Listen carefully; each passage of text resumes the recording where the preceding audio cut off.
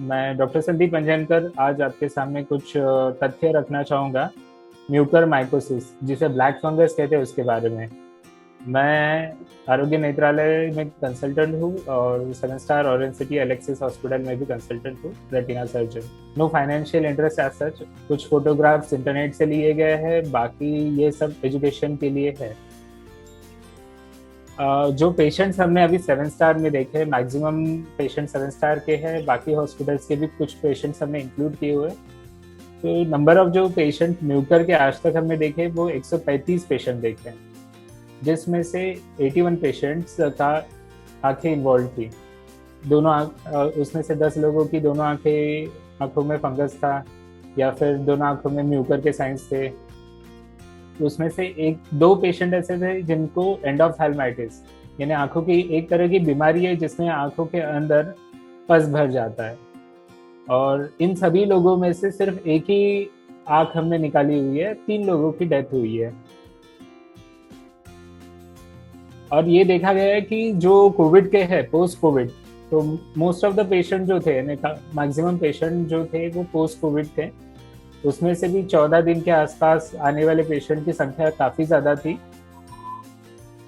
More than 14, 1 महीना से लेकर 1.5 महीने तक भी हमने पेशेंट देखे हैं, और 7 दिन से कम पोस्ट कोविड वाले पेशेंट कम थे।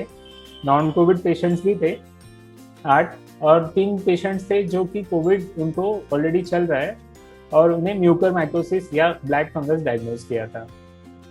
अभी इसे आप ये भी देख सकते हैं कि सिर्फ डायबिटिक नहीं, नॉन डायबिटिक पेशेंट्स भी थे जो कि म्यूकर के शिकार हुए थे। इससे ये साबित होता है कि सिर्फ डायबिटिक लोगों को नहीं, नॉन डायबिटिक लोगों को भी म्यूकर होने के चांसेस होते हैं।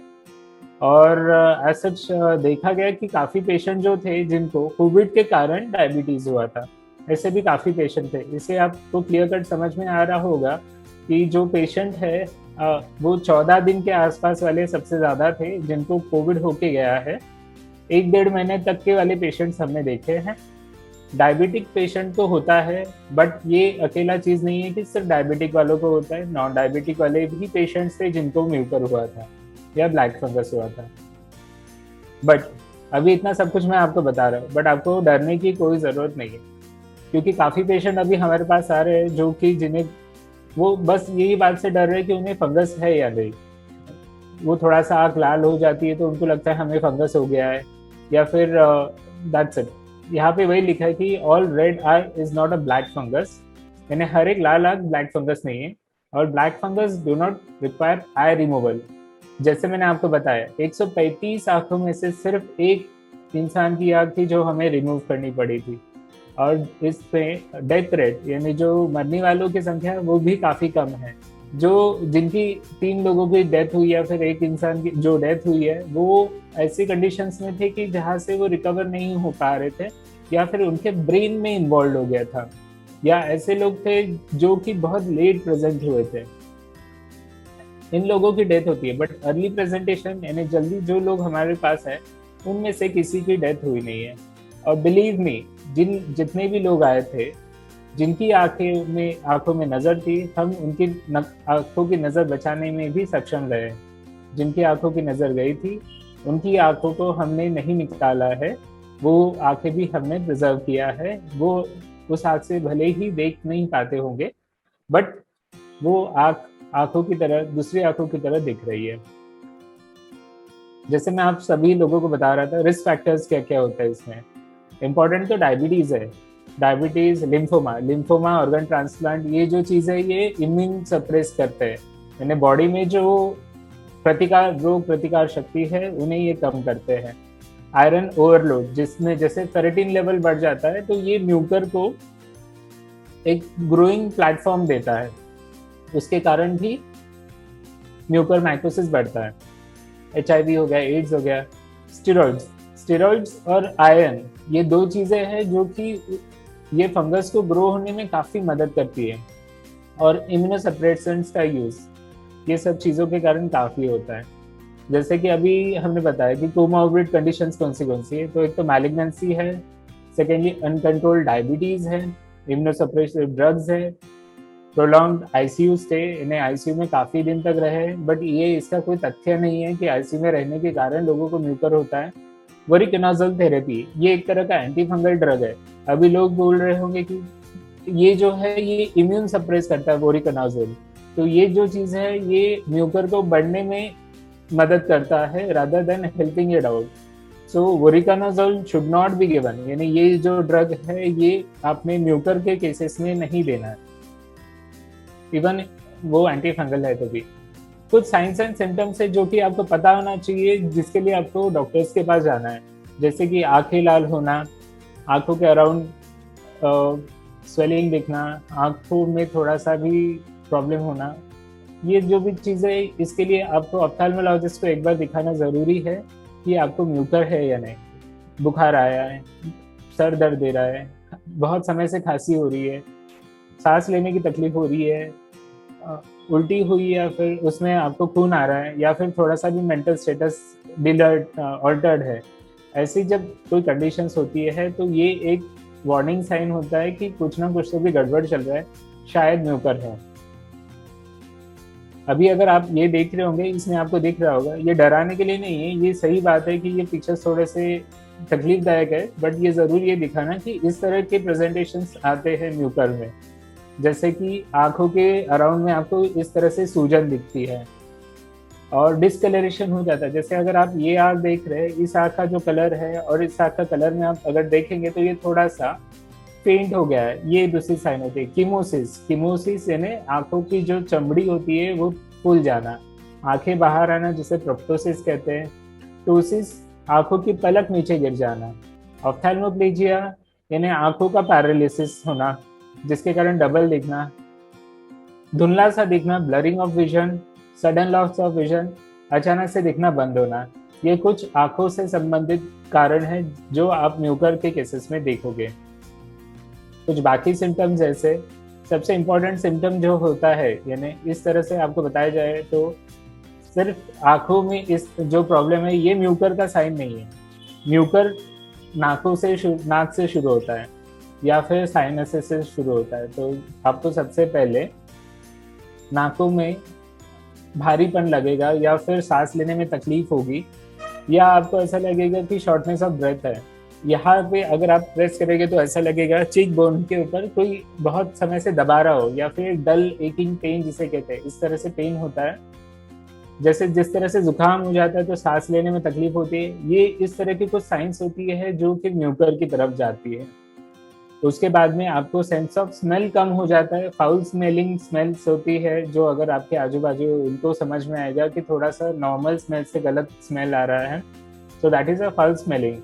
तो ये कुछ चीजें होती है जो आपको एक इंडिकेशन देती है पोस्ट कोविड या फिर नॉन कोविड पेशेंट्स में भी कि ये म्यूकर की तरफ जा रहे हैं। एक साइड में हेडेक होना, नमनेस होना, दांत दर्द करना है, या फिर दांत ढीला हो जाना, जैसे आप डेंटिस्ट के पास जाते हैं तो दांत निकल जाते हैं, इजीली दांत निकल जाना, ये कुछ साइंस है जो कि म्यूकर माइकोसिस या फिर ब्लैक फंगस की तरफ जाते हैं। इसके लिए हम क्या करते हैं, तो एक तो डायग्नोस्टिक ट्रांसनेजल एंडोस्कोपी, इसमें हम नाकों के अंदर से एक माइक्रोस्कोप डालते हैं और नाकों के अंदर देखते हैं, तो इस तरह से हमें काला काला दिखता है। ये जो काला है ये फंगस है जो ग्रो हुआ है। जब हम इसे साफ करते हैं और ये जो पस साफ करते हैं तो हमें इस तरह से बोन दिखता है, रेड, ये नॉर्मल टिश्यू है, और ये जो बोन के ऊपर काला काला है ये म्यूकर है। तो ये एक प्रूफ करता है कि ये पेशेंट को म्यूकर माइकोसिस हुआ है। इसके लिए हम ये टिश्यू का सैंपल लेते हैं और उसे लेबोरेटरी में भेजते हैं, बट लेबोरेटरी की जो टेस्ट होती है उसको आने के लिए 3 या 4 दिन लग सकते हैं। इतना समय हम रुक नहीं पाएंगे। जिस समय हमें पता चलता है ये म्यूकर है, हम उसी समय उसका इलाज करना चालू कर देते हैं। एमआरआई में ये जो चीज़ है ये पूरी तरह से काला होता है, ये आपके साइनसेस होते हैं, ये साइनस होता है, ये साइनस होता है। ये कुछ साइनसेस अगर इस तरह से ग्रे हो जाते हैं, ये ग्रे होना ये एक साइन होती है म्यूकर बढ़ने का, या फिर साइनोसाइटिस जिसे कहते हैं, ये म्यूकर में काफ़ी कॉमन है। इसके साथ अगर कॉन्ट्रास्ट करेंगे तो ये हड्डियाँ जो है वो भी थोड़ा सा हमें गली हुई दिखती है उसमें। ये जो साइन है ये म्यूकर है। म्यूकर क्या कहता है, ब्लैक फंगस, ये हड्डियों को गलाता है या फिर हड्डियों को खाता है। जैसे दीमक अपने दरवाजों को खाता है, वैसे ही ये म्यूकर हड्डियों को खाता है। ये दूसरा एक MRI जिसमें आंख इन्वॉल्व है। जिस पेशेंट का मैं बोल रहा हूँ उसकी ये नॉर्मली आंखों का साइज इस तरह यहाँ पे होगा, तो ये आंख इतना बाहर आया हुआ है। क्यों? क्योंकि इसके पीछे पूरा पस जमा हुआ है। ये नॉर्मल स्ट्रक्चर होता है, ये पूरा पस जमा हुआ है, तो इसके कारण MRI में इस तरह से आंख बाहर आया हुआ दिखता है जब ऑर्बिटल इन्वॉल्वमेंट होता है। ये फोटो में अगर आप देखेंगे, ये पेशेंट का ये वाला जो भाग है वो पूरी तरह से कुतर गया है due to mucor, black fungus के कारण ये कुतर गया है। ये वाले इमेज में अगर आप देखोगे तो ये पूरा भाग उसका अंदर से पूरा कुतरा हुआ है, ब्लैक फंगस में वो अंदर से पूरा हड्डियां गला रहा है वो। इसलिए हमें ये निकालना जरूरी है, क्योंकि अगर ये बढ़ते गया तो ये पूरी हड्डियां गला देगा, ब्रेन तक जाएगा, ब्रेन में गया तो डेथ होने की चांसेस 100% होते हैं, 99% होते हैं। कुछ पेशेंट्स हैं जिनको हमने बचाया हुआ है, but more than that death ही है। जैसे हम बोल रहे थे आपको कल्चर में हमें क्या मिलता है, तो ये जो सैंपल होता है जो हमने नाक से निकाला काला कलर का, उसको हम एक आर्टिफिशियल मीडियम में ग्रो करते हैं जिसे हम कल्चर कहते हैं। उसके ऊपर आपको इस तरह से ग्रोथ दिखती है, जो कि हम माइक्रोस्कोप में अगर देखेंगे तो इस तरह से हाइफीज दिखते हैं विद बर्ड्स। बेसिकली जो ब्लैक फंगस या फिर ब्लैक म्यूकर कहते हैं, black is only this spore, या फिर ये छोटे छोटे उसके जो स्पोर्स होते हैं ये ब्लैक होते हैं, बाकी ये जो पोर्शन होता है ये पूरा व्हाइट होता है। ट्रीटमेंट क्या है अभी इसके ऊपर? तो ट्रीटमेंट सबसे पहले, जैसे आपको अगर साइंस एंड सिम्टम्स दिखते हैं तो आपका ऑप्थेल्मोलॉजिस्ट, आंखों के डॉक्टर, या फिर कान नाक घसा जिसे कहते हैं, या फिर ENT के डॉक्टर, ये आपको देखेंगे। ये आपको देखने के बाद में पहले तो सबसे पहले एंडोस्कोपी करेंगे, उसके बाद में आपको CT स्कैन या फिर MRI के लिए भेजेंगे। MRI में आपको जैसे जैसे साइंस मिलती है उस हिसाब से ट्रीटमेंट होगा। जैसे स्टेरॉइड चालू होगा, शुगर लेवल बढ़ा होगा तो इसको हम कंट्रोल करते हैं। सर्जिकली जो भाग खराब हो चुका है उसे निकालना ही एक ट्रीटमेंट होता है। जहाँ तक काला है उसे निकालना जरूरी है, तो इसमें हम एक्सटेंसिव डिब्राइडमेंट करते हैं, यानी खुरेद लेते हैं, पूरी चीज़ों को हम खुरेद लेते हैं जहाँ तक काला पहुँचा हुआ है।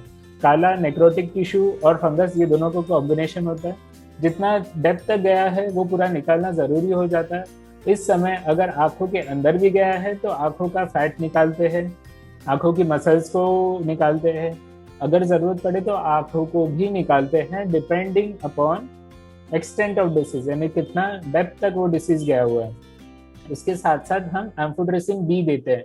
एम्फोटेरेसिन बी ये काफ़ी कारगर दवाई पाई गई है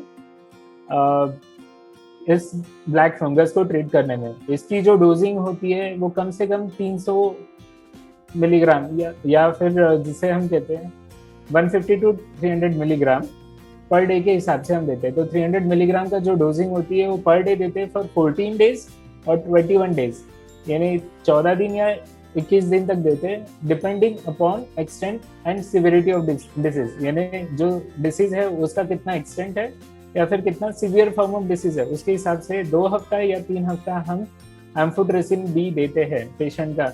और काफ़ी जगह काफ़ी समय पोसाकोनाजोल, इसेवाकोनाजोल, ये भी ड्रग हम देते हैं। और हम आंखों को बचाने की पूरी कोशिश करते हैं, जितना भाग हो सके उसको बचाने की कोशिश करते हैं। आंखों को निकालना हमारा प्राइमरी एम नहीं होता है, बट अगर ज़रूरत है, जान को हम ज़्यादा कंसिडर करते हैं। आंखों से जान बचाने के लिए जो ज़रूरी करना पड़ेगा वो करना पड़ेगा। और आंखों के लिए जैसे हम बात कर रहे थे आपसे, तो हम क्या करते हैं, आंखों के अंदर या फिर आंखों के सराउंडिंग में हम एक इंजेक्शन देते हैं जिसे हम पेरीबल्बर या रेट्रोबल्बर इंजेक्शन कहते हैं।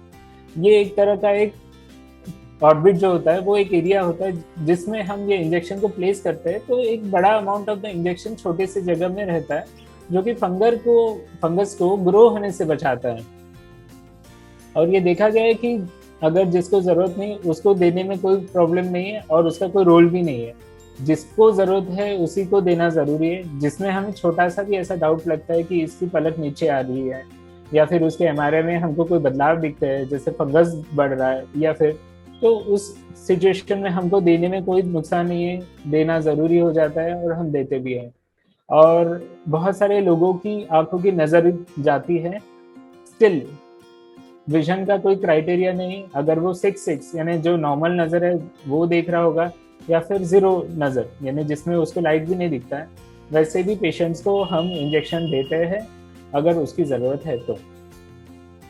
और ये पेरिबल्बर या रेट्रोबल्बर क्यों? क्योंकि हम तो हाथों से इंजेक्शन दे ही रहे हैं, तो आंखों के अराउंड इंजेक्शन क्यों देना है अगर हम हाथों से दे रहे हैं? बेसिकली क्या होता है कि जो इंजेक्शन हम हाथों से देते हैं वो बॉडी में सब जगह जाएगा जहां तक ब्लड का फ्लो है। म्यूकर क्या करता है, ब्लैक फंगस वो एरिया को डेड कर देता है, नेक्रोटिक कर देता है, तो उसके आगे खून का पहुंचना असंभव हो जाता है।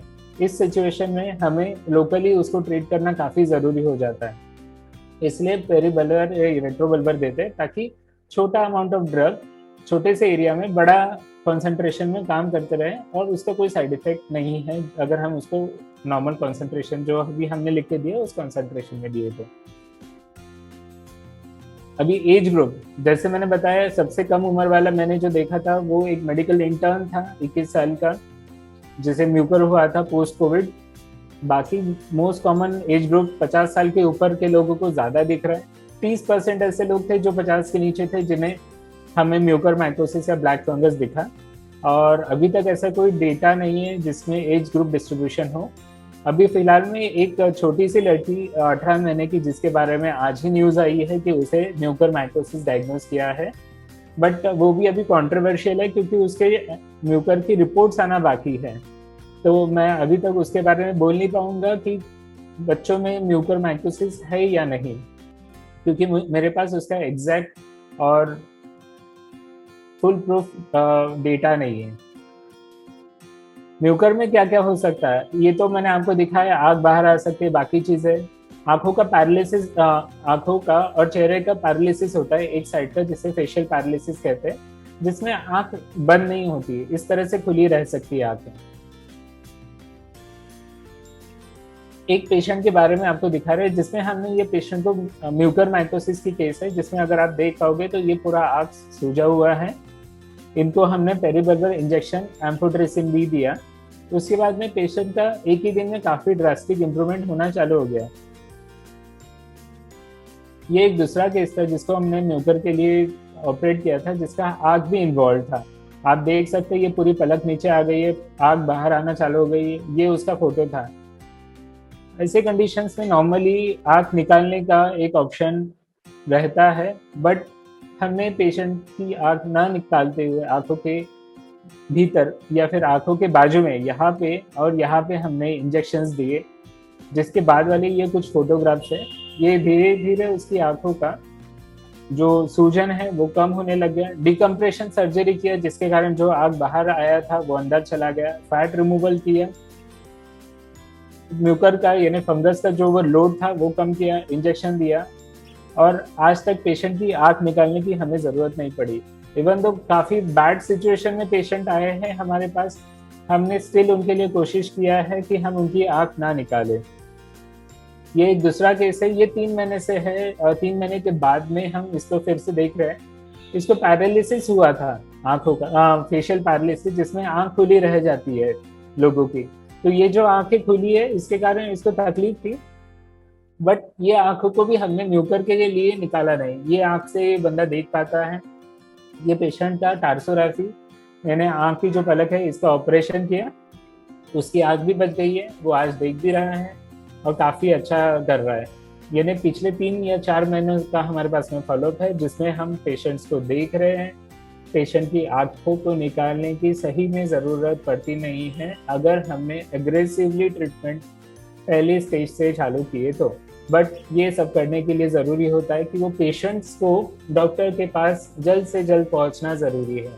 अगर आप लेट होते हैं तो ये चीज़ों को रिवर्ट करना थोड़ा मुश्किल हो जाता है। हर एक डॉक्टर हम अपनी तरफ से 100% कोशिश करता है आंखों को बचाने के लिए और नज़र बचाने के लिए, और आपका फेस जो है फेशियल सिमेट्री जिसे कहते हैं वो अच्छा रखने के लिए। ठीक है, अभी हम दूसरे टॉपिक पे आते हैं। जैसे काफ़ी लोग लाख लाल हो गए कि तुरंत हॉस्पिटल में दौड़ रहे, पैनिक हो रहे हैं कि अभी हमें म्यूकर तो नहीं हो गया है, क्योंकि म्यूकर के बारे में इतना सुन रहे हैं, ब्लैक फंगस के बारे में इतना सुन रहे हैं। तो बेसिकली ऐसा कुछ नहीं है, हर एक लाल चीज़ म्यूकर नहीं है। आंखों में लाल आना यानी म्यूकर नहीं है। ये इस तरह से कभी दिखता है जिसे हम टेरिजियम कहते हैं, यह म्यूकर नहीं है। छोटा सा ब्लीडिंग हो गया, लोग दौड़ के आते बोलते हैं कि मुझे म्यूकर हो गया है। नहीं, इस तरह से लाल आंखें लेके आते, ये ऑकुलर इन्फ्लेमेशन के कारण भी हो सकता है। नॉर्मली लोग इसे म्यूकर समझ रहे हैं। इन्फ्लेमेटरी साइंस होते कभी कभी, एपिस्क्लेराइटिस नोडुलर, सब कंजंटाइल हेमरेज, ये जो चीजें इसे लोग डर के कारण आ रहे हैं डॉक्टर के पास। ठीक है, डर के कारण आ रहे हैं, अच्छी बात है, बट एक मन में एक थोड़ा सा भी डाउट होता है, आ सकते हैं। बट छोटी छोटी चीजों के लिए आप आपके घर से ना निकले, ये मुझे बोलना है। बहुत सारे लोग ऐसे होते हैं जिनमें आंखों में सिर्फ खुजली हो रही है, वो सोचते हैं कि हमें म्यूकर तो नहीं हुआ है। सो म्यूकर होना, डायरेक्टली आंखों में खुजली आना इज नॉट अ म्यूकर। आपको सबसे पहले नाकों में स्टफीनेस या फिर नाक भारी हुए समान लगेगा, जिसे हम जैसे सर्दी होती है उस तरह से, फिर धीरे धीरे वो आंखों की तरफ जाएगा। सबसे पहले आंखों को इन्वॉल्व नहीं करेगा म्यूकर। मैं कुछ क्वेश्चंस लूंगा जो कि काफी लोग मुझे हर बार पूछते हैं, म्यूकर है या नहीं, तो मैं थोड़ा सा इसके बारे में बताऊंगा।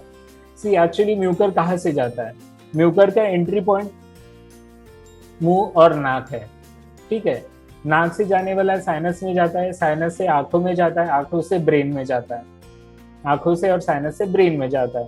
दूसरा रूट होता है जो मुंह से या फिर नाक से जो सांस लेते हैं उसके द्वारा फेफड़ों में घुसता है। फेफड़ों में जाने के बाद से वहां से वो ब्लड में घुस के पूरी बॉडी में कहीं पे भी जा सकता है, जैसे लंग्स में जा सकता है, अपेंडिक्स, इंटेस्टाइन, सभी जगह जा सकता है। और वहां पे वो ग्रो करके वहां पे वो ब्लैक फंगस का म्यूकर माइकोसिस का के कारण जो प्रॉब्लम होता है वो कर सकता है। एंट्री रूट आप देख सकते हैं, एंट्री रूट ये दो चीजें हैं, एक नाक और दूसरा मुंह। तो सबसे इम्पोर्टेंट है इन दोनों चीजों को बचाएं, आप म्यूकर से बच सकते हैं।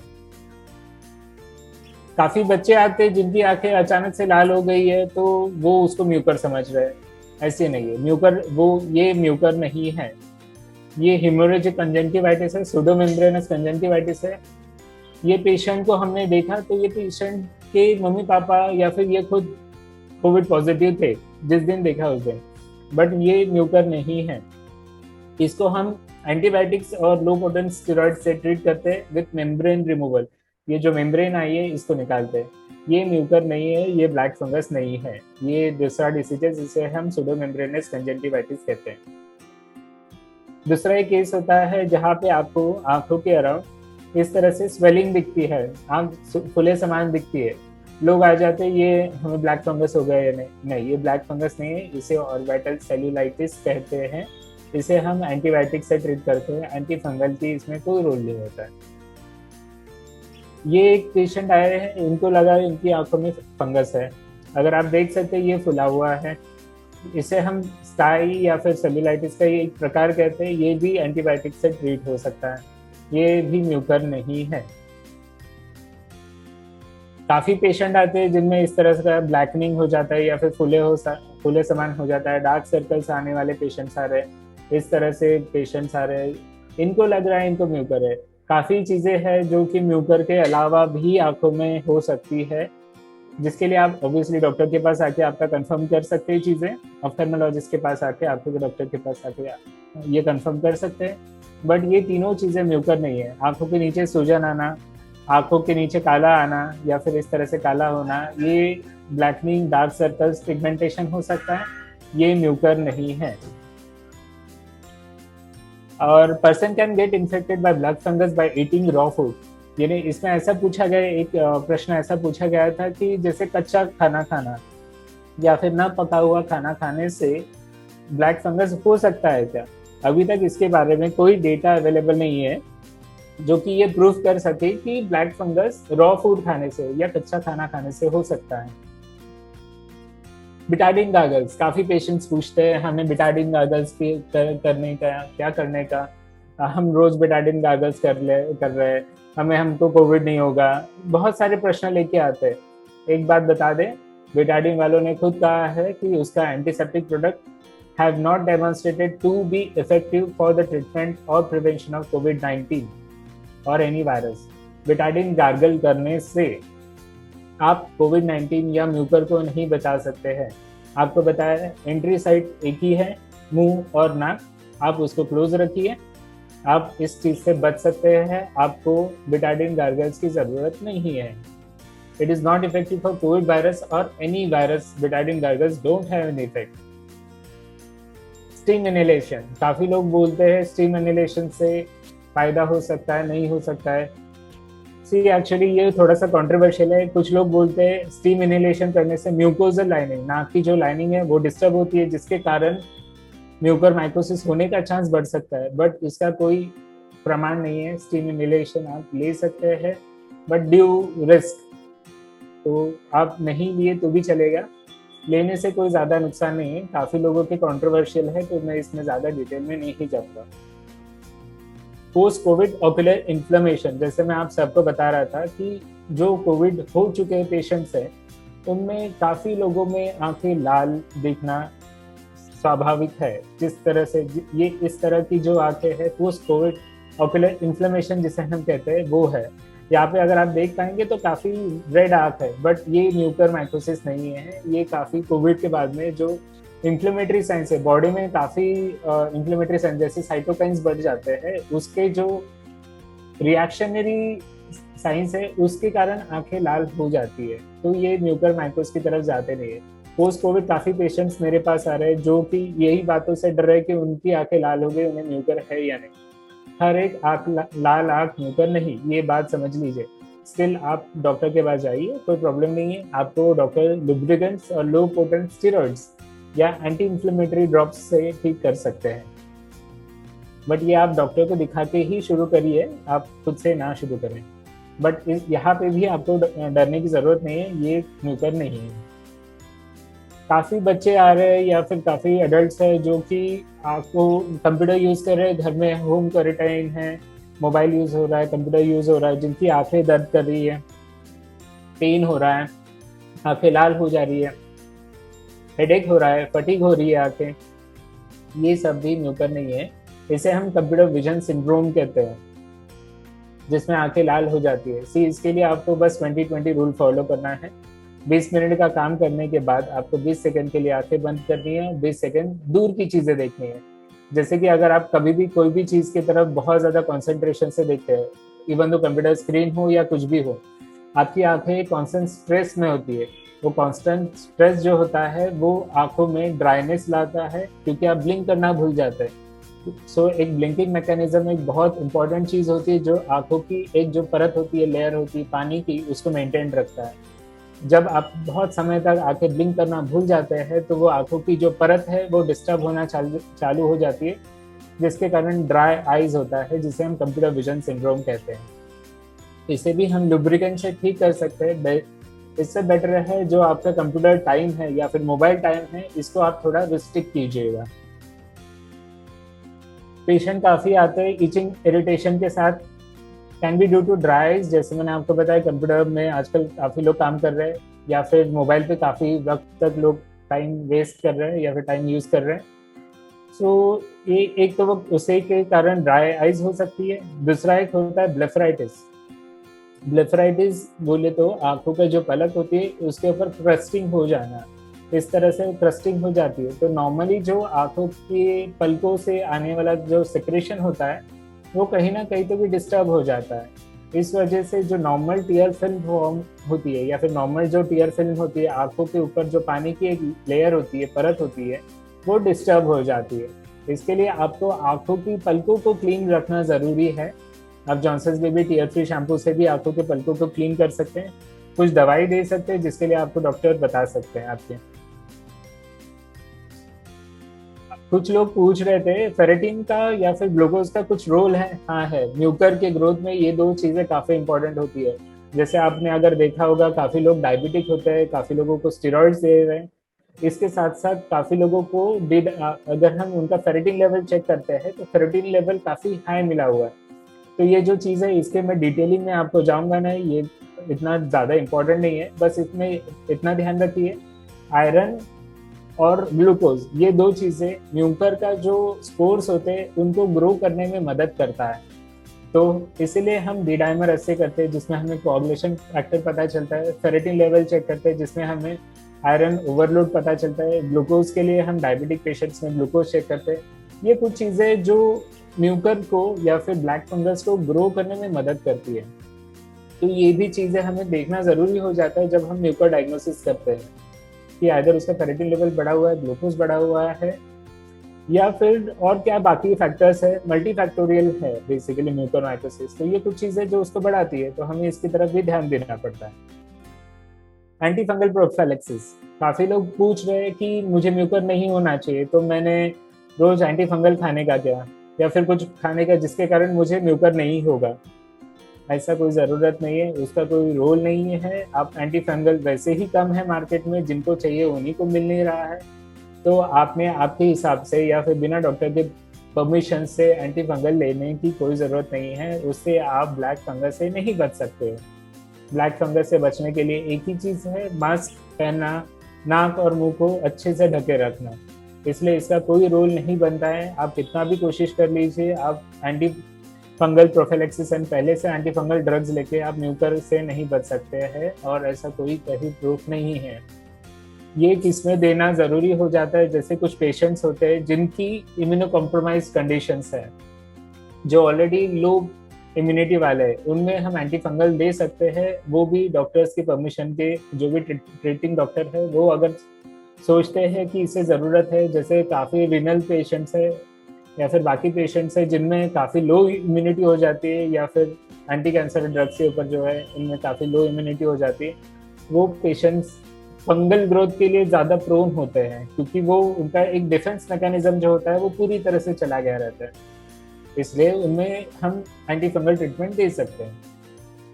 ज्योग्राफिकल लोकेशन, जैसे अभी काफ़ी लोग मुझे पूछ रहे थे ये विदर्भ एरिया में ज़्यादा है या महाराष्ट्र में ज़्यादा है। यस, अभी फिलहाल में जो स्टार्टिंग के जो केसेस है, जैसे मैं 100 केसेस ऑलरेडी देख चुका था, वेस्ट इंडिया में या फिर नॉर्थ इंडिया में हार्डली 1 या 2 केसेस हुए थे। इस तरह से देखा जाए तो नागपुर या फिर विदर्भ एरिया में नंबर ऑफ केसेस ज़्यादा थे, और इस तरह से पाया गया है कि एशियन कंट्रीज में ये ब्लैक फंगस ज़्यादा है as compare to European countries में एस्परजिलस करके एक दूसरा एक फंगस है, वो ज़्यादा पाया जा रहा है देन म्यूकर फंगस। बट इसका अभी तक कोई ज़्यादा सिग्निफिकेंस नहीं है। इसके पीछे क्या लॉजिक है वो भी क्लियर नहीं है। काफ़ी पेपर्स कह रहे हैं शुगर और ट्यूबरकुलोसिस के बढ़ते इंडियन एरिया में ये दोनों चीज़ें ज़्यादा है, इसके कारण भी म्यूकोरमाइकोसिस अपने एरिया में ज़्यादा है, बट अभी तक इसके ऊपर कोई सिग्निफिकेंट प्रूफ नहीं है। एंटीबायोटिक ओवर यूज, जैसे मैं आपको बता रहा था कि जैसे हम बहुत बार क्या करते हैं, बहुत ज़्यादा एंटीबायोटिक्स ले लेते हैं, तो उसके लिए रेजिस्टेंस डेवलप होना चालू हो जाता है। दूसरी बात, जो एक नॉर्मल कमर्शियल फ्लोरा रहता है या नॉर्मल बॉडी में फ्लोरा रहता है, वो एक नॉर्मल बैक्टीरिया मेंटेन करता है नॉर्मल फ्लोरा को। जब हम हेवी डोज ऑफ एंटीबायोटिक्स लेते हैं तो ये जो नॉर्मल फ्लोरा होता है वो डिस्टर्ब हो जाता है। तो जो नॉर्मल बैक्टीरियाज होते हैं वो अगर पूरी तरह से बॉडी में गुड बैक्टीरियाज होते हैं, बैड बैक्टीरियाज भी होते हैं। गुड बैक्टीरिया जैसे पेट में होते हैं, जिसे हम लैक्टोबैसिलस कहते हैं। अगर हम बहुत ज़्यादा एंटीबायोटिक का खाएंगे तो हमें डिसेंट्री होना स्वाभाविक है, जिसे नॉर्मली होगा ही, काफ़ी लोगों को होगा ही। क्यों होगा? क्योंकि नॉर्मल जो बैक्टीरिया पेट में होते हैं, लैक्टोबैसिलस, उन्हें हम एंटीबायोटिक देके मार देते हैं, तो नॉर्मल पाचन क्रिया जिसे कहते हैं डाइजेशन प्रोसीजर, वो डिस्टर्ब हो जाती है, इसलिए हमें डिसेंट्री होता है। उसी तरह से जब हम एक्सेसिव यूज ऑफ एंटीबायोटिक्स करते हैं विदाउट एनी रीजन, तो ये नॉर्मल जो फ्लोरा होता है नाक के पीछे का या बाकी जगह का, वहाँ का जो नॉर्मल बैक्टीरियल ग्रोथ होता है या फिर नॉर्मल पॉजिटिव बैक्टीरिया जो अपने बॉडी में रहते हैं, उनको वो मार देता है। इसकी वजह से जो फंगस होता है, फंगस को ग्रो होने का चांस मिलता है। इसे एंटागोनिस्टिक रिलेशनशिप कहते हैं। जैसे कि एक गुड चीज अगर खत्म हो जाए तो बैड चीज को बढ़ने का चांस मिलता है, इसे एंटागोनिस्टिक मिलता है। यानी फंगस और बैक्टीरिया ये दोनों एक में से लड़ाई करते रहते हैं बॉडी में। अगर आपने बैक्टीरिया को मार ही दिया तो फंगस को कोई डिफेंस मैकेनिज्म नहीं रहेगा, तो वो बहुत तेजी से बढ़ता है। एंटागोनिस्टिक रिलेशनशिप उसे हम कहते हैं। और काफ़ी लोग पूछते हैं कि मेरे बाजू वाले को हो गया, मेरे घर में हो गया, मुझे भी फंगस होगा क्या? या फिर कोई पेशेंट के पास हम गए थे, वो पेशेंट को ब्लैक फंगस था, उसको म्यूकोरमाइकोसिस था, मुझे म्यूकोरमाइकोसिस तो नहीं हो गया उसके पास जाके, या फिर मैं किसी के पास जाके आया हूँ। बहुत सारे प्रश्न आते हैं जहाँ पे वो पूछते हैं कि ये मैं अपने जो दोस्त लोग हैं उनमें से या फिर मेरे रिलेटिव्स हैं उनको ब्लैक फंगस हुआ है, मैं उनसे मिलने के लिए गया, क्या मुझे ब्लैक फंगस हो गया या फिर मुझे ब्लैक फंगस होने के चांसेस हैं? नहीं, ब्लैक फंगस ये कॉन्टेजियस नहीं है, ये एक से दूसरों को नहीं होगा या फिर एक पर्सन के छूने से दूसरे पर्सन को नहीं होगा। इसके लिए इम्यूनिटी एक फैक्टर होता है, दूसरा फैक्टर होता है आप कितना उसमें ये इम्यूनिटी एक बहुत इंपॉर्टेंट फैक्टर होता है। सेकेंडली वो कितना कमर्शियल ग्रोथ हो रहा है, जैसे हमने बताया एंटीबायोटिक ओवर यूज, स्टेरॉइड्स का यूज या फिर बाकी चीज़ों का यूज, ये जो नॉर्मल चीज़ें डिस्टर्ब होता है तब ये फंगस ग्रो होता है। और ये कहीं पे भी होगा, जैसे कि आपके घर में अगर आपकी ब्रेड भी अगर पड़ी रहे तो कुछ समय में उसके ऊपर फंगस आना चालू हो जाता है। तो नॉर्मली फंगस ये एयर में है, नॉर्मली फंगस सॉइल में है, आप इसे नहीं छोड़ सकते, बट इतना ही है आप इससे बचाव कर सकते हैं। बट ये फंगस कब बढ़ता है? जब अगर आपको इम्यून रिलेटेड प्रॉब्लम्स है, कोविड हुआ है या फिर बाकी इम्यून रिलेटेड प्रॉब्लम्स है, इसी में ये ब्लैक फंगस ज़्यादा ग्रो करता है विथ सुपर एडेड इन्फेक्शन, जो भी होना है वो होते रहता है। सो एक बात ध्यान लीजिए कि अगर आपके दोस्त लोगों को है या फिर आपके घर में किसी को फंगस हुआ है, आपको फंगस होने की चांसेस नहीं है उनसे।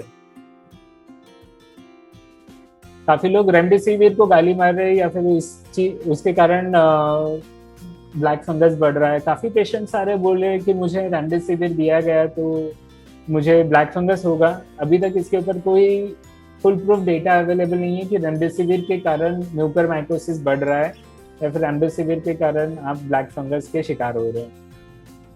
स्टेरॉइड्स, सी एक्चुअली स्टेरॉइड्स एक लाइफ सेविंग ड्रग है जो कि आपका लंग्स की जो फाइब्रोसिस होती है उसको प्रिवेंट करता है। तो काफ़ी पेशेंट्स ये बता के आ रहे हैं कि वो डॉक्टर ने मुझे स्टेरॉइड दे दिया, अभी मुझे ब्लैक फंगस हो जाएगा। ऐसा नहीं है, उस समय की वो ज़रूरत थी, उस समय आपकी जान बचाना ज़रूरी था। आपका जो लंग्स होती है उसमें फाइब्रोसिस हो जाता है, अगर आप सांस ही नहीं ले पाएंगे आगे की ज़िंदगी होगी कैसे?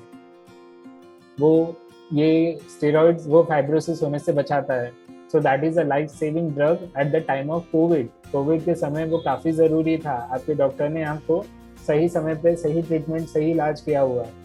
अभी जो ज़रूरी है, स्टेरॉइड के कारण कोई प्रॉब्लम्स हुई है उसको हमें ठीक करना है। बहुत बार ओवरडोज ऑफ स्टेरॉइड के कारण भी प्रॉब्लम होते हैं एंड जिसके कारण इम्यूनिटी लो हो जाती है, सेकेंडरी इन्फेक्शंस होते हैं। बट स्टेरॉइड के कारण आपको फंगस होगा ऐसा नहीं है, बहुत सारे रीजंस होते हैं। स्टेरॉइड एक कारण है, बट आपकी जान ज़्यादा ज़रूरी रहती है, डॉक्टरों को बचाना।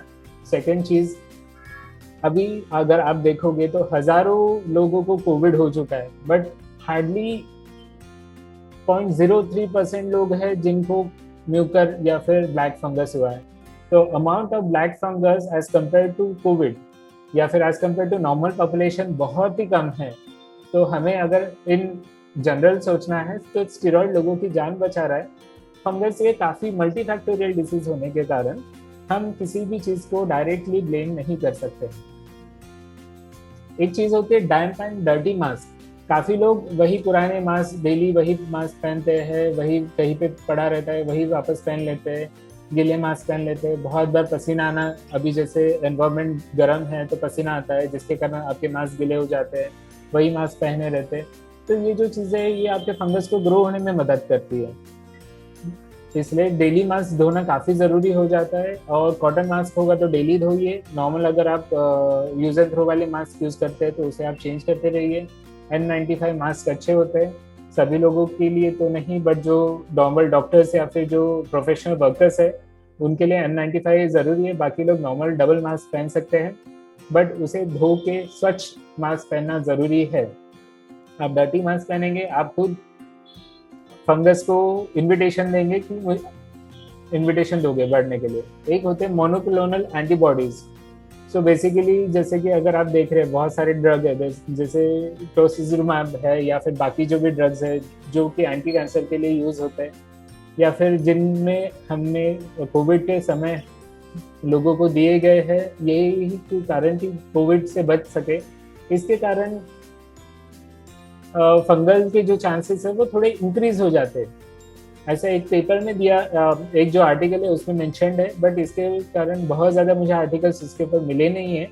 बट हाँ, एक दो पेपर्स है जिसमें monoclonal antibodies can increase the chance of fungal infection, यानी ये जो ड्रग है इसके कारण थोड़े चांसेस होते हैं जो फंगल इन्फेक्शन होने के या जिनको है उनमें बढ़ने के।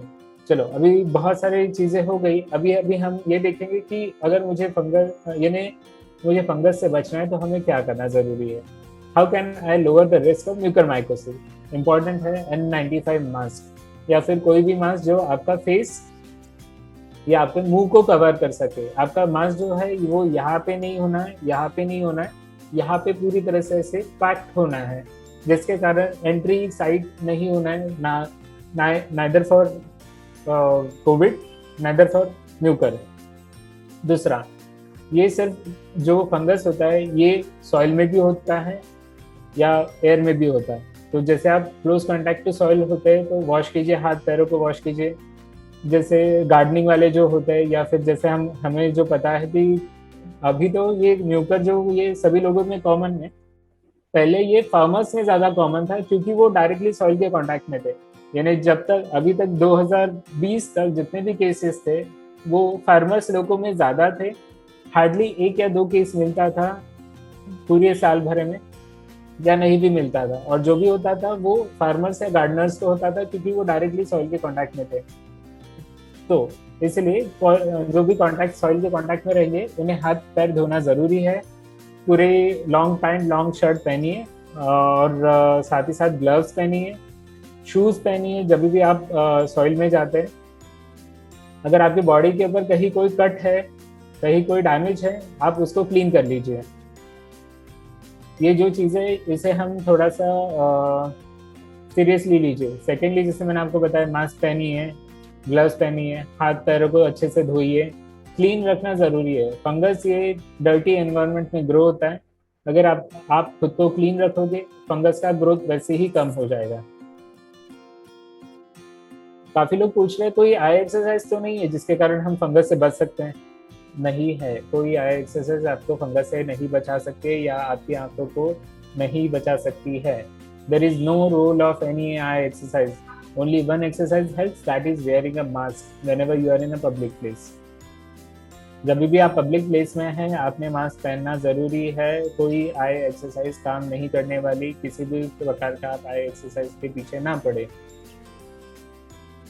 और एक चीज होती है कोगुलेशन प्रोफाइल। जैसे मैंने आपको बताया कि जो ये सार्स वायरस जो कोविड वायरस जो है ये क्या करता है, बॉडी में मेटाबॉलिक डिस्टर्बेंस करना चालू कर देता है। जैसे ये आपके पैनक्रियास को डिस्टर्ब करता है तो ग्लूकोज लेवल बढ़ाता है, आपके साइटोकाइंस को डिस्टर्ब करता है तो इन्फ्लेमेशन होता है, कोगुलेशन प्रोफाइल डिस्टर्ब हो जाती है, जिसके कारण आपका हार्ट अटैक या फिर स्ट्रोक हो सकता है, आंखों में स्ट्रोक हो सकता है। जैसे मैंने बताया कि CRAO, जिसे हम सेंट्रल रेटिनल आर्टरी ऑक्लूजन, जिसके कारण अचानक रोशनी जाती है आंखों की, ये क्लॉटिंग फैक्टर्स के कारण होता है। या फिर थ्योरी ऑफ एंजियो इन्वेजन, जिसके कारण आंखों के अंदर म्यूकर घुस जाता है, जिसके कारण अचानक रोशनी चली जाती है। मोस्टली जितने भी आज तक देखे हैं मैक्सिमम कॉजेज जो थी वो क्लॉटिंग के कारण हुआ ही है। और एंड सेकेंडली, जैसे आपको बताया ये अपॉर्चुनिस्टिक इन्फेक्शन है। अपॉर्चुनिस्टिक यानी आप उसको, ये अगर आपकी इम्यूनिटी लो है तो ये अपॉर्चुनिटी उसको मिल जाती है ग्रो करने के लिए। So maintain your immunity to protect yourself from this virus, यही मैं आपको बताना चाहूँगा। कोगुलेशन एक एंजियो इन्वेजन, यानी ये जो आपकी खून की नली होती है, ये खून की नलियों में वो ग्रो करना चालू कर देता है। तो जहाँ ग्रो करता है उसके आगे का जो एरिया है वहाँ पे खून पहुँचना बंद होता है। जैसे कि अगर आप यहाँ देख सकते हैं, यहाँ पे खून जा रहा है, अगर यहाँ पे देखेंगे तो यहाँ पे म्यूकर हो गया, यहीं पे वो पूरा ब्लॉक करके रख दिया, इसके आगे खून जाना बंद हो गया। इसके कारण आपको हार्ट अटैक, स्ट्रोक या कुछ भी हो सकता है। इसलिए इसे थ्योरी ऑफ एंजियो इन्वेजन कहते हैं। इसी के कारण पेशेंट्स को हार्ट अटैक आता है, इसी के कारण पेशेंट्स को ब्रेन में स्ट्रोक होता है या फिर आंखों में स्ट्रोक होने की संभावना है। एक केस था मेरे पास जिसमें अचानक से रोशनी गई उसकी, बाकी कोई प्रॉब्लम नहीं था। ही वॉज पोस्ट कोविड हो गया था और एक ही सिम्टम लेके आया था मेरे पास में कि मुझे अचानक से आधा नहीं दिख रहा है। जब हमने उसकी आंखों का फोटो खींचा या फिर आंख को जब चेक किया तब हमें ये इस तरह का पस आंखों के रेटिना के ऊपर दिखा। थोड़ा डाउट आया क्योंकि अभी म्यूकर माइकोसिस भी ज्यादा है, तो हमने इस पेशेंट का एमआरआई कराया। एमआरआई तो नहीं कर पाया पेशेंट, बट सिटी स्कैन कराया उसने। सिटी स्कैन में एक इस तरह से फंगल ग्रोथ हमें दिखा ब्रेन में, जिसे हमने निकाला ऑपरेशन करके, न्यूरो सर्जरी करके निकाला। सो बहुत बार ऐसा नहीं है कि वो नाकों से ही या फिर सिर्फ नाकों के द्वारा ही आपको पता चलेगा।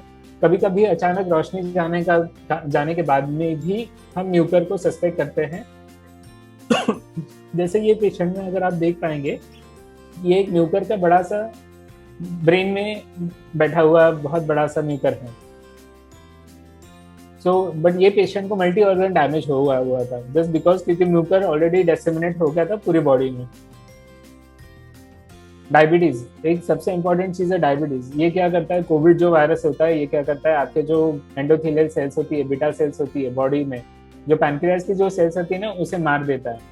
इसके कारण क्या होता है, आपका जो इंसुलिन प्रोडक्शन जो होता है, जो आपके शुगर को मेंटेन करता है, इसको ये पूरी तरह से डिस्ट्रॉय कर देता है या फिर कम कर देता है। इंसुलिन ही प्रोडक्शन नहीं होगा तो शुगर लेवल ऑब्वियसली इंक्रीज होना है, इसलिए आपका ब्लड शुगर लेवल इंक्रीज होता है। जिस तरह से मैंने आपको फर्स्ट स्लाइड में बताया था कि रिसेंटली डायग्नोज डायबिटिक, ये रिसेंटली डायग्नोज डायबिटिक क्यों है, जस्ट बिकॉज क्योंकि ये जो कोविड वायरस का जो वायरस होता है, ये आपके पैनक्रियास के बीटा सेल्स को डैमेज कर देता है। जब ये बीटा सेल्स को डैमेज करेगा तब आपको इस तरह से प्रॉब्लम होना चालू हो जाएगी। रिसेंटली डायग्नोज डायबिटीज मेलाइटस होता है, ब्लड प्रेशर बढ़ जाता है, न्यूरोलॉजिकल जैसे इंफार्क्ट वगैरह, किडनी का प्रॉब्लम हो जाता है, थ्रोम्बोसिस हो जाता है।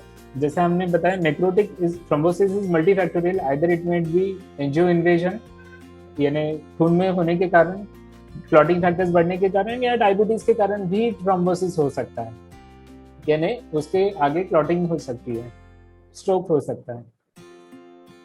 अभी हम बहुत सारे पेशेंट्स, क्या हो रहा है कि कोविड के कारण हॉस्पिटल ही नहीं पहुंच पा रहे। अच्छी बात है कि कोविड में लोगों ने घर में रुकना है, बट जो डायबिटिक पेशेंट्स है, एटलीस्ट उन्होंने अपनी आंखों की जो जांच होती है वो कराना जरूरी है। काफी समय डायबिटिक रेटिनोपैथी वर्सन हो जाती है, लोगों को पता नहीं चलता। आज अभी मेरे पास काफी ऐसे पेशेंट आ रहे हैं जो एक सालों से डायबिटिक की आंखों के लिए चेकअप नहीं कराए।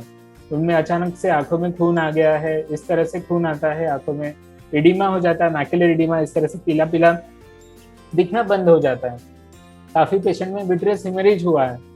ये पेशेंट्स डायबिटिक है, बट नॉर्मली इन्होंने प्रोटोकॉल फॉलो करके, हॉस्पिटल का प्रोटोकॉल फॉलो करके एटलीस्ट रेटिना चेकअप 1 से 6 मंथ्स करना जरूरी हो गया है। मैं एटलीस्ट सभी डायबिटिक पेशेंट से निवेदन करता हूँ कि अगर आपको जब भी समय मिले आप आपका रेटिना जरूर चेक कराएं। एम्फोटेरेसिन भी ये काफी इंपॉर्टेंट ड्रग पाया गया है म्यूकर माइकोसिस के लिए।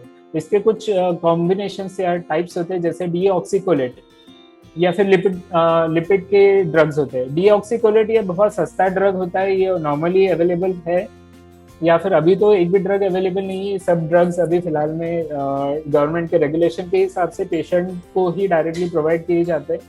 इसलिए डॉक्टर से पूछना या फिर फार्मासिस्ट से पूछना कि हमें एम्फोटेरेसिन भी दे दो भैया, पॉसिबल नहीं है। Everything is under government control. अगर आपका पेशेंट है, आप गवर्नमेंट से रिक्वेस्ट कर सकते हैं। आप आपके एनएमसी, जैसे हमारे कॉर्पोरेशन में, म्यूनसिपल कॉर्पोरेशन ये सब चीज़ों को देख रहे हैं, वैसे आप आपके कॉर्पोरेशन में जाके या फिर आपके जो गवर्नमेंट सेटअप है वहाँ पे जाके आपकी एप्लीकेशन दे सकते हैं। वो आपके पेशेंट के अनुसार आपको ड्रग प्रोवाइड करेंगे। डीऑक्सीकोलेट एक ड्रग होता है, ये काफ़ी नेफ्रोटॉक्सिक होता है, यानी ये किडनी को डैमेज करता है।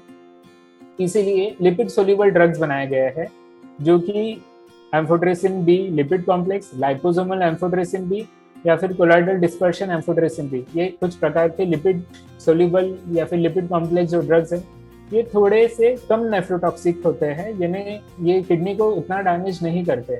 सभी इक्वली इफेक्टिव है, एम्फोटेरेसिन भी, सभी प्रकार के एम्फोटेरेसिन भी इक्वली इफेक्टिव है, बट एक रिस्क रहता है किडनी के डैमेज होने का। इसलिए हम जो भी लाइपोसोमल एम्फोटेरेसिन भी ज़्यादा से ज़्यादा प्रेफर करते हैं। ऑब्वियसली थोड़ा महंगा है, बट अगर जो रीनल पेशेंट्स हैं उनमें लाइपोसोमल ही ज़्यादा प्रेफर करते हैं। या अगर कुछ भी अवेलेबल नहीं है तो आपके जो रीनल डॉक्टर है, नेफ्रो डॉक्टर होते हैं, किडनी के जो डॉक्टर होते हैं, इनकी सलाह के साथ साथ हम एम्फोटेरेसिन भी शुरू करते हैं। अभी अब बहुत बार देख रहे हैं सब जगह पे आया हुआ है कि अचानक से शॉर्टेज हो गई, क्योंकि ये जो ड्रग होता है ये काफी कम प्रमाण में पहले बनता था, काफी कम पेशेंट्स थे, इसलिए ये जो प्रोडक्शन है काफी कम था इस ड्रग का। अचानक से यूज होने के कारण मार्केट से आउट ऑफ स्टॉक हो गया, इसलिए हम कुछ ऑल्टरनेटिव ड्रग्स दे सकते हैं विच आर सेकेंड लाइन। ये एम्फोटेरेसिन बी जितने काम के कारगर नहीं है, बट स्टिल म्यूकर माइकोसिस में काम आते हैं, जैसे पोसाकनोजोल या फिर इसोवाकनोजोल। ये जो ड्रग्स हैं ये हम सेकेंड लाइन ऑफ ट्रीटमेंट में चालू करते हैं जब हमें एम्फोटेरेसिन भी अवेलेबल नहीं है। इसलिए एक्चुअली हमें फंगस को रोकना है, फंगस को बढ़ने से रोकना है, तो ये हम सेकेंड लाइन ऑफ थेरेपी चालू करते हैं with coordination with physician, ENT surgeon, intensivist. सब लोगों की कोऑर्डिनेशन या सब लोगों की सहमति के बाद ही ये सब ड्रग चालू होते हैं।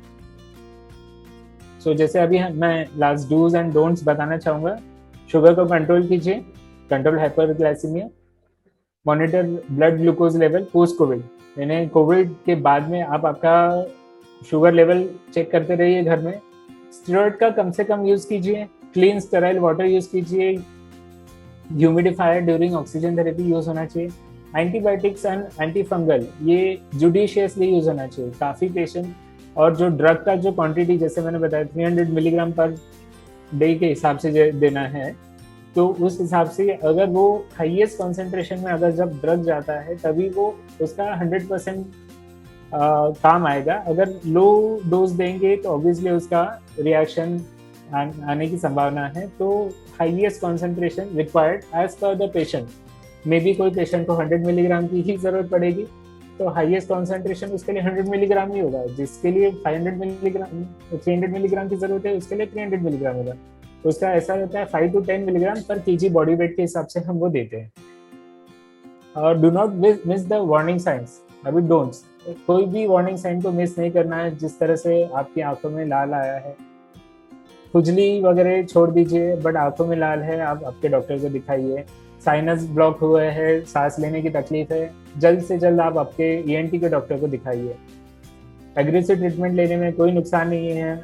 जितना एग्रेसिव ट्रीटमेंट होगा उतना आंख बचेगी, बॉडी बचेगी, ब्रेन में म्यूकर नहीं फैलेगा। ब्रेन में अगर म्यूकर गया, डेथ रेट आर मैक्सिमम। जितना आपका जो क्रूशियल टाइम है उसको आप जितना जल्दी बचा पाएंगे उतना आप जिंदगी को बचा पाएंगे। और जब भी आपको क्वेरी होगी आप ईएनटी डॉक्टर या फिर ऑप्थेल्मोलॉजिस्ट यानी आई के डॉक्टर को दिखा सकते हैं। तो माय टेक होम मैसेज, जितना जल्दी हो सके एग्रेसिवली ट्रीट कीजिए, अच्छे रिजल्ट्स आएंगे। पेरीबल्बर और रेट्रोबल्बर हम देते हैं जो पेशेंट्स में ऑर्बिटल स्प्रेड म्यूकर का बचाना है। बाकी डिब्राइमेंट प्रोसीजर, डिकम्प्रेशन प्रोसीजर या फिर फंक्शनल एंडोस्कोपिक साइनस सर्जरी जो हम कहते हैं, ईएनटी वाले जो करते हैं, ये सब चीज़ें हम करके जो म्यूकर का जो लोड है उसको कम कर सकते हैं। अगर स्टिल अगर नहीं होता है ये सब करने के बाद में, अगर आँख इस तरह से खराब हो जाती है तो ही हम इनिग्लेशन का डिसीजन लेते हैं, अदरवाइज हम आंखों को बचा सकते हैं। ये काफ़ी लेट स्टेज में आए हैं और काफ़ी aggressive form of the disease था ये पेशेंट का, इसलिए इसको नहीं बचा पाए, बाकी पेशेंट्स को बचा सकते हैं। Thank you for kind hearing. मैं सबको धन्यवाद कहता हूँ, आप सभी ने बहुत अच्छे से सब सुना।